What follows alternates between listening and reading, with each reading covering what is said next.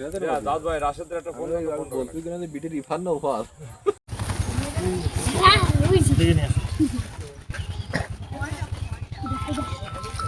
আমার কাছে বিকাল 4 ঘটিকায় একটা ফোন আসে, যে ফোনে আমি জানতে পারি যে আমাদের চুয়াডাঙ্গা সদর উপজেলার তিতুদহ ইউনিয়নের 62 নম্বর আরিয়ার যে কেরুর মাঠ, এই মাঠে কিছু শিকারীর দল তারা খরগোশ শিকারের উদ্দেশ্যে সেখানে আসে।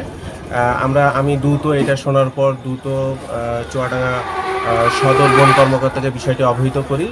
সেই সাথে সাথে আমি ওই স্থানে যাওয়ার পর দেখি 16-17 জন, তার মধ্যে 4 জনকে আমরা আটক করতে পারি, আর বাদবাকি জনগুলো সবাই পালিয়ে যায়। তাদেরকে জিজ্ঞাসাবাদ করা হয়, এমনকি সেই সাথে সাথে আমরা চুয়াডাঙ্গা সদর উপজেলার এসিল্যান্ড স্যারকে বিষয়টি অবহিত করি। তিনি দ্রুত ঘটনাস্থলে উপস্থিত হয়ে সেখানে 6টি মৃত খরগোশ ও 5টি জীবিত খরগোশ উদ্ধার করেন।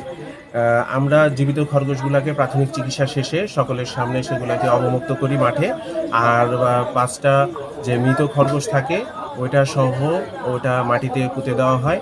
আর এসিল্যান্ড সেখানে সরকারি বিধিনিষেধ অমান্য করায় তাদেরকে মোবাইল কোর্টের মাধ্যমে 10 দিনের জেল দিন। আসলে আমাদের এখানে চুয়াডাঙ্গা সদর উপজেলার যে 62 নম্বর আরিয়া মাঠ, এই মাঠে পর্যাপ্ত পরিমাণে বন্য খরগোশ দেখা যায়। আমরা দীর্ঘদিন আমাদের সংগঠন Bangladesh wild life and Nature initiative এই বন্য খরগোশকে সংরক্ষণের বিভিন্ন সময় বিভিন্ন জায়গায় প্রচারণা চালিয়ে আসছি। তারপরেও এখানে তারা এসে এই ধরনের কর্মকাণ্ড করেছে, যেটা আসলেই বন্যপ্রাণী সংরক্ষণের যে নিয়মটি তোয়াক্কা না করে এই বিষয়টি করেছে।